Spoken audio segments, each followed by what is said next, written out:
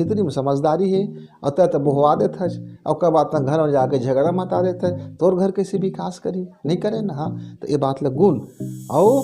समस्या के जरीले टमर थांगा थांगा पलैचा का तीमत जा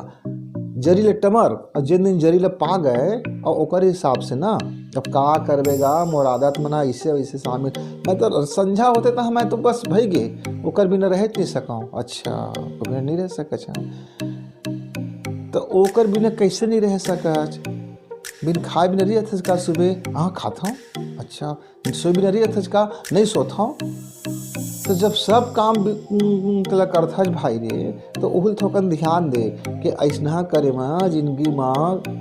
कुछ नहीं है दुख के अलावा आ बुढ़वा हो जावे सियानीन हो जावे सियाना हो जावे जांगर नहीं चल ही तो सब लतिया है